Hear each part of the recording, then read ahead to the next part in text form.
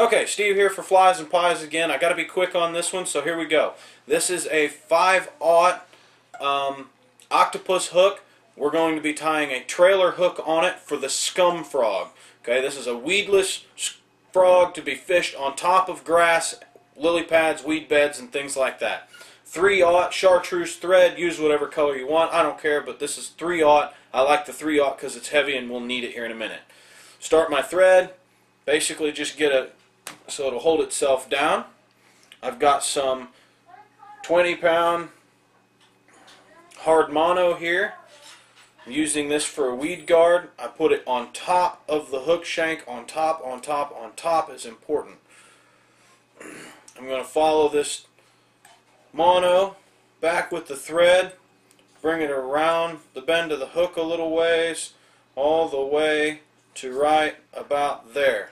Okay, at that point, I take the other end of this mono, I push it down through the hole in the jaws of my vise, and pull it so it's out of my way. That holds it out of my way. It's supposed to. It's going to die in a minute. There we go. All better.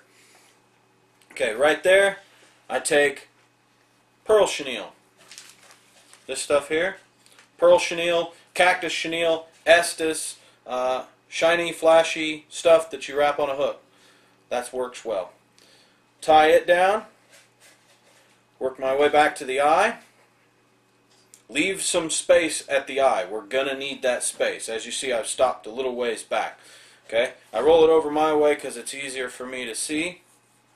If you wrap this stuff on and treat it like you would a zonker strip, brushing it back every wrap you make, your hook will be much fuller, much fluffier with chenille. It's kind of silly to say that, and maybe I'm the only one, maybe I'm the only idiot out there, but it actually took me a while to figure that out. Okay, stop it right there. Tie my cactus, my pearl chenille down here. I normally do use cactus chenille, just so you know. Find my scissors, wherever the heck I put them. Clip off my cactus chenille, my pearl chenille. Then I take my monofilament, my hard mono, I run it up through the eye of the hook, bring it up so it's about where I want it for the weed guard, bend it, push it back, tie the mono down. As you can see, it kind of went wrong, but it'll fix itself. Oops, that's a little bit long there. There, that's better. That looks a lot better. Okay, clip off my excess monofilament here. Grab the whip finisher, make a few turns with the whip finisher, tighten my knot, clip it, hit it with a drop of super glue,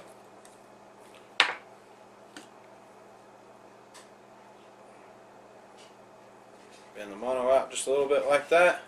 Bang! This is going to be our trailer hook for our scum frog. Now, we'll go to the forward portion of the hook. This is a 1/0 90-degree bend jig hook. Just right here. This is the same thing. I've only cut off part of the bend of the hook. This is important. We'll actually put this in the vise and kind of cover up that bend portion. We don't cut it all off yet. We'll cut it all off here in a minute. We put it on like that so that we can actually tie the rest of the fly onto it. It makes it easier.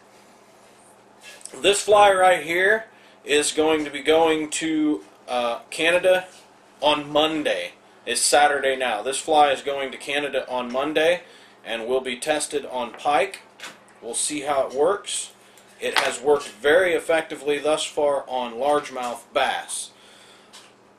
Normally I use monofilament as my connection. This here is 7-strand beadlawn beading wire. It is a metal wire that's coated, plastic coated. I'm going to lay this down on the bottom side of the hook shank and tie it down all the way to the bend, to the forward bend portion of the 90-degree bend on this hook.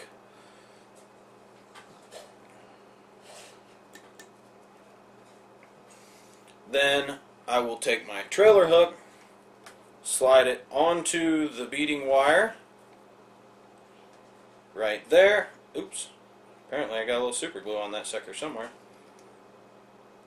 Put it on the other side of the hook. I guess technically this would be the bottom. The first place we put it was the top. As you can see, we have a pretty short connection there. Make sure it stays put well.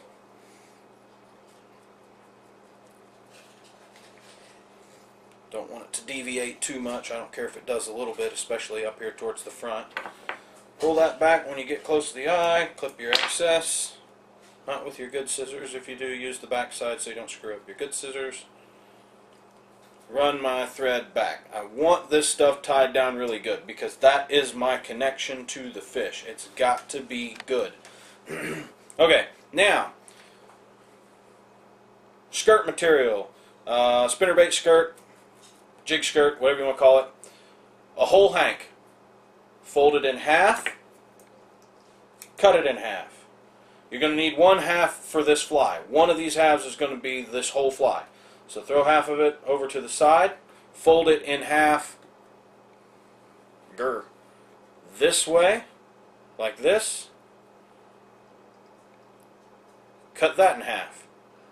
Take one of those halves, fold it in half the same way you just did, cut that in half. Set those two pieces to the side. Those are going to be our front legs. This other piece, trim off some of the tab portion, flip it over. It'll make this portion just a little bit easier. Lay it down on the side of the hook and allow it to roll itself around the hook. That will give you 360-degree coverage with rubber legs. They will wrap all the way around the hook. You'll have rubber legs coming off the back side of this sucker in every direction. Okay? Grab your other piece of pearl chenille. I think that's what this stuff is. Cactus chenille, whatever it is. Grab it. Lash it down to the hook. Get that stupid rubber leg out of your way. 2 pieces of 1mm foam. Cut 1/2 inch wide with a triangle cut on either end. Or on both pieces on one end. 1/2 inch wide. This is really, really wide. This is kind of a pain in the butt to work with, but it will be well worth it. Make sure the bend of this 90-degree hook is going up. As you can see, it's vertical right there, okay? Take my 2 pieces of foam. I want the chartreuse to be on bottom, so right now it is up. I want the chartreuse to be on the water, okay? Wrap my thread around it, just like that. See, I got a nice pinch point. Tighten it, and then open spiral to lash it down, just like that. Seriously, my phone's going to ring. There we go. Quit. Okay? Finish tying this down. Get this all nice and tight, looking good and sexy. Run my thread forward. Stop it right here at the 90-degree bend. Pick up my pearl chenille. I go one full wrap all the way around behind the foam. Pull the foam back to the rear again, and then I go in front. Again, as we did, ow, those trailer hooks are sharp. As we did on the trailer hook, you brush all this stuff backwards, all this pearl chenille backwards, so that it stays out of the way. My buddy Jeremy's going to be editing this video. I sure hope he doesn't edit that part out because I love the fact that I just stabbed the crap out of myself on a damn hook. Okay? Nice full underbody here. Looks real pretty. Tie it down with your thread.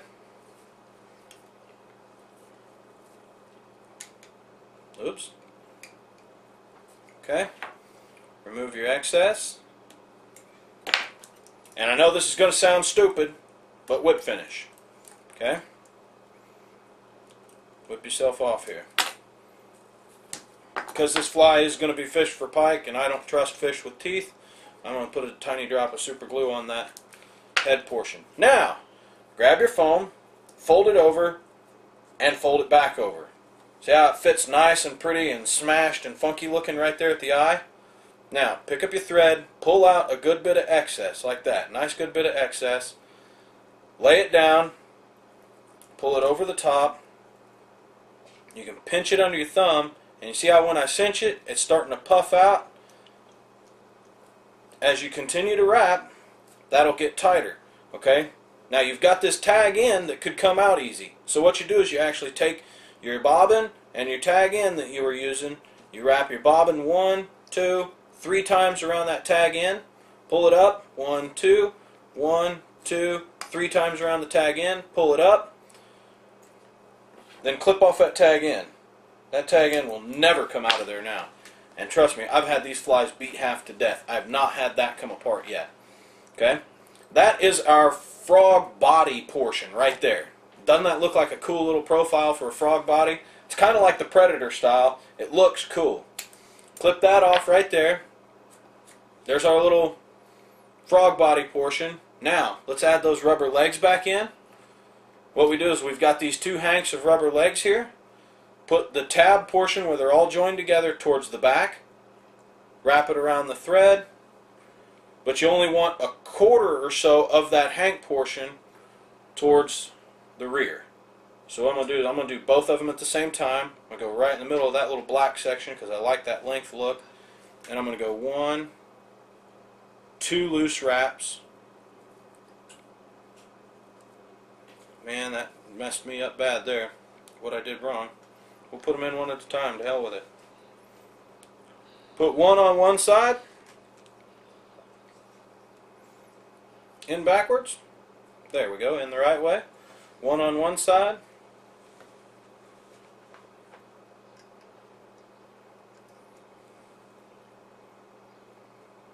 1 on the other side.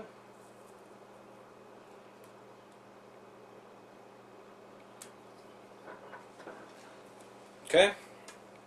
Then we're going to whip finish over the top of all of that.